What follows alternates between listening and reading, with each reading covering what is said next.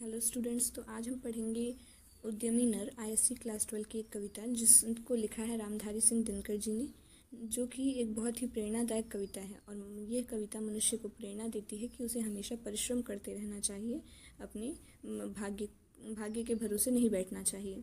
ये भाग्य की आलोचना करता है। तो चलिए शुरू करते हैं। इतना कुछ है भरा विभव का कोश प्रकृति के भीतर। कवि कहते हैं कि इतना कुछ, विभव का मतलब सुख संपत्ति, धन धान्य, ऐश्वर्य, वेल्थ, इतना कुछ वेल्थ छिपा हुआ है हमारी नेचर के अंदर, प्रकृति के भीतर अनंत बहुत सारे धन संपत्ति छिपी हुई है। निज इच्छित सुख भोग सहज ही पा सकते नारी नर। निज मतलब अपना, इच्छित मतलब इच्छा अनुसार, और सहज मतलब सरलता से। सभी नारी नर जो हैं वो बहुत ही सरलता से अपनी इच्छा अनुसार सुख को भोग सकते हैं, सुख प्राप्त कर सकते हैं। सब हो सकते तुष्ट, एक साथ सब सुख पा सकते हैं। सब कोई एक समान संतुष्ट हो सकता है। तुष्ट मतलब संतुष्ट, सेटिस्फाइड। सबको एक समान सेटिस्फेक्शन मिल सकती है और सब एक समान सुख भी पा सकते हैं। चाहे तो पल में धरती को स्वर्ग बना सकते हैं, और अगर सब लोग चाहें तो मिलजुल कर धरती को स्वर्ग बनाया जा सकता है। स्वर्ग कैसे बना सकते हैं? अगर सबको समानता मिलेगी, समानता का अधिकार मिलेगा, सबको सुख मिलेगा, सब सुखी रहेंगे, खुश रहेंगे, तो धरती स्वर्ग के समान प्रतीत होगी। ठीक है। नेक्स्ट लाइन में लिखा है, छिपा दिए सब तत्व आवरण के नीचे ईश्वर ने। आवरण मतलब एक कवरिंग के नीचे, एक लेयर के नीचे ईश्वर ने, भगवान ने सभी तत्व जो हैं, धन संपत्ति, रत्न जो हैं, उन सबको एक कवरिंग के नीचे, एक लेयर के नीचे छिपा दिए हैं, धरती के नीचे छिपा दिए हैं। संघर्षों से खोज निकाला उन्हें उद्यमी नर ने, लेकिन उन सब धन संपत्ति को, उन सब रत्नों को कौन खोज के बाहर निकाल सकता है, कौन प्राप्त कर सकता है?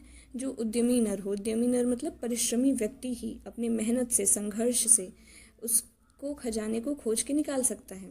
ब्रह्मा से कुछ लिखा भाग्य में मनुज नहीं लाया है, अपना सुख उसने अपने भुजबल से ही पाया है।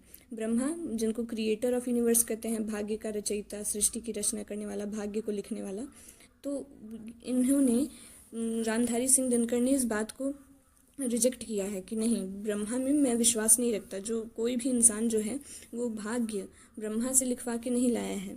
जो भी किसी इंसान ने अगर सुख संपत्ति प्राप्त की है तो वो कैसे प्राप्त की है? अपने परिश्रम से, अपने भुजबल से, अपनी भुजाओं की ताकत से। डर कर झुकती है कभी भाग्य के बल से। मतलब जो नेचर है वो कभी भी भाग्य से डरकर उसके सामने नहीं झुकती, हार नहीं मानती। हमेशा प्रकृति किसके सामने हार मानती है? सदा हारती वह मनुष्य के उद्यम से, श्रम जल से। उद्यम मतलब परिश्रम से, श्रम जल मतलब पसीने से। तो वह हमेशा परिश्रम करने वालों के सामने हार जाती है। उद्यमी मनुष्य जो हार्ड वर्किंग इंसान होते हैं, पसीना बहाते हैं, उनसे प्रकृति हार जाती है। फॉर एग्जाम्पल हम ले सकते हैं थॉमस एल्वा एडिसन, जिन्होंने बल्ब का आविष्कार किया था। ऐसा माना जाता है कि उन्होंने कई बार एक्सपेरिमेंट किए, बार बार वो फेल हो जा रहे थे, लेकिन उन्होंने हार नहीं मानी, वो करते रहे और आखिर में उन्हें सफलता मिली। तो इससे क्या साबित होता है कि उन्होंने भाग्य के भरोसे अपने एक्सपेरिमेंट्स को रोक नहीं दिया। ये नहीं कि मेरे भाग्य में लिखा ही नहीं है ये एक्सपेरिमेंट करना, उन्होंने ऐसा नहीं सोचा। वो लगातार कोशिश करते गए और आखिर में 1000 से 10,000 बार कोशिश करने के बाद उन्हें सफलता मिली, और आज उन्हें इतने बड़े डिस्कवरी के लिए सब लोग जानते हैं, सब याद करते हैं। तो ब्रह्मा का अभिलेख पढ़ा करते निरुद्यमी प्राणी, धोते वीर कुंवक भाल का बहा भ्रुवों से प्राणी। ब्रह्मा का अभिलेख मतलब लिखा हुआ, जो भाग्य के बारे में वो लिखते हैं ब्रह्मा, उसको कौन पढ़ता है, उस पर कौन डिपेंड होता है? निरुद्यमी प्राणी मतलब आलसी इंसान, जो उद्यम करना नहीं चाहते हैं, परिश्रम करना नहीं चाहते हैं।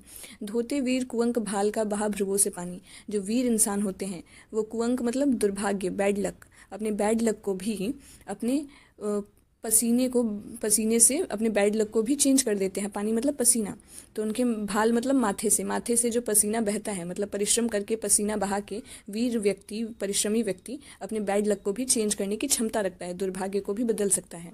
भाग्यवाद आवरण पाप का और शस्त्र शोषण का, जिससे रखता दबा एक जन से भाग दूसरे जन का। मतलब कवि कहते हैं कि भाग्य पर विश्वास करने वाले एक पापी होते हैं, किसी पाप से कम नहीं होता, मतलब वो पाप करते हैं। एक जो भाग्य है वो एक इंस्ट्रूमेंट बन चुका है, शस्त्र बन चुका है शोषण करने का, दूसरों को एक्सप्लॉइट करने का, जिससे रखता दबा एक जन से भाग दूसरे जन का। मतलब एक इंसान जो है वो मेहनत करता है, लेकिन दूसरा व्यक्ति उसके भाग्य को, उसकी मेहनत को हड़प लेता है। कैसे? जैसे एक ज़मींदार है, वो बहुत रिच हो गया है। बहुत कैसे वो रिच हुआ? क्योंकि उसने छोटे पीजेंट्स को एक्सप्लॉइट किया, उनसे काम करवाया, मेहनत करवाया, लेकिन उनको कुछ नहीं देता है और खुद उनसे सब कुछ लेके मार्केट में बेच के पैसे कमा लेता है। लेकिन जब वो गरीब इंसान, वो किसान उनसे पूछता है कि मालिक मैं आपसे ज़्यादा मेहनत करता हूँ, फिर भी मैं क्यों अभी तक इतना गरीब हूँ? तो वो बोलेंगे कि तुम्हारा भाग्य ही ऐसा है, तुम्हारे भाग्य में ही सफलता नहीं लिखी है। तो वो भाग्य के भरोसे जो है, भाग्य का हवाला देते हुए दूसरे के अच्छी किस्मत को, दूसरे के मेहनत को छीन लेते हैं और खुद उनका हक हड़प लेते हैं। कवि प्रश्न करता है, अब यहाँ पे, पूछो किसी भाग्यवादी से, यदि विधि अंक प्रबल है। विधि अंक मतलब भाग्य, और भाग्यवादी मतलब भाग्य पर भरोसा करने वाले। तो कवि प्रश्न करते हैं कि जो भी भाग्य पर भरोसा करते हैं, उनसे ये पूछो कि क्या अगर उनका भाग्य, उनका विधि अंक इतना ही प्रबल है, इतना ही स्ट्रांग है उनका फेट, तो पद पर क्यों न देती स्वयं वसुधा रिज रतन उगल है। वसुधा मतलब धरती, रतन मतलब सभी जो धन संपत्ति है। तो अगर इतना ही भाग्य स्ट्रांग होता है, तो वो एक भाग्यवादी से पूछते हैं कि क्यों नहीं जो धरती है अपने आप ही उनको सब कुछ प्रदान कर देती है, सब कुछ सुख दे देती है। ऐसा तो नहीं होता। उपजाता क्यों विभव प्रकृति को, सींच सींच वह जल से, क्यों न उठा लेता निज संचित कोष भाग्य के बल से। विभव मतलब धन संपत्ति, जो ऐश्वर्य है, वेल्थ है। और संचित मतलब कलेक्टेड, कलेक्ट करके रखना एक जगह, सब जुटा के रखना। कोष, कोष मतलब खजाना या धन, धन धान्य संपत्ति। भाग्य के बल से, तो यहाँ पे कवि प्रश्न करते हैं कि अगर मनुष्य को बिना उद्यम के ही भाग्य के बल से सब कुछ मिल सकता है, तो उसे मेहनत करने की क्या आवश्यकता है। जैसे एक किसान जो है वो क्रॉप्स उगाता है, उसकी सिंचाई करता है, पानी देता है, उसको जल डालता है उसमें, तब वो क्रॉप का फसल उसका जो है अच्छा सा उगता है और फिर वह उसको मार्केट में बेच के पैसे कमाता है। तो अगर वह भी भाग्य के भरोसे बैठा रहे और कोई भी काम न करे, तो क्या उसको सारे क्रॉप्स अपने आप मिल जाएंगे? ऐसा नहीं होगा। इसलिए कवि परिश्रम करने वाले लोगों की तारीफ करते हैं। एक मनुष्य संचित करता है अर्थ पाप के बल से, और भोगता उसे दूसरा भाग्यवाद के छल से। कवि यहाँ पे कहते हैं कि कुछ लोग जो होते हैं वो पाप का यूज़ करके, पाप, गलत काम करके, पाप करके अर्थ को कलेक्ट करते हैं, संचित करते हैं। अर्थ मतलब धन संपत्ति, पैसे को कलेक्ट करते हैं, अपने पास इकट्ठा करते हैं, और भोगता उसे दूसरा भाग्यवाद के छल से। और जो दूसरे व्यक्ति होते हैं उसको भाग्य का नाम देके, भाग्य के पीछे छिप के, छल करके लोगों की चीज़ों को धन अर्जित किए हुए लोगों की चीज़ों का उपभोग कर लेते हैं अपने आप।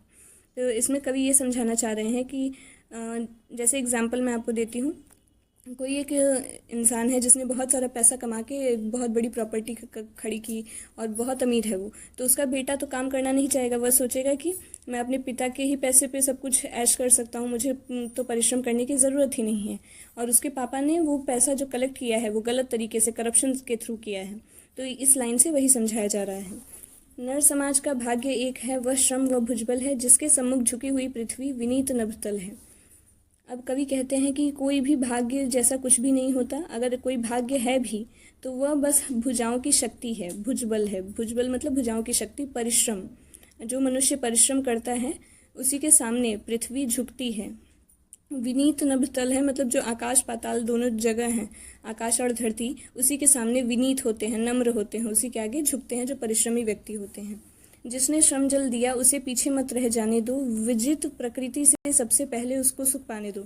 अब कवि यहाँ पे एडवाइस दे रहे हैं सभी व्यक्तियों को कि जो भी परिश्रम करता है, जो भी पसीना बहाता है, उसे पीछे नहीं रहने देना चाहिए, मतलब उसे उसका हक मिलना चाहिए।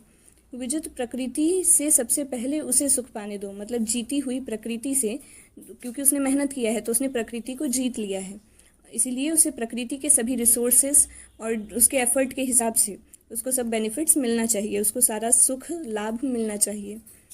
तो अगर आपको एक्सप्लेनेशन सही लगा हो तो लाइक ज़रूर कीजिएगा। Thank you.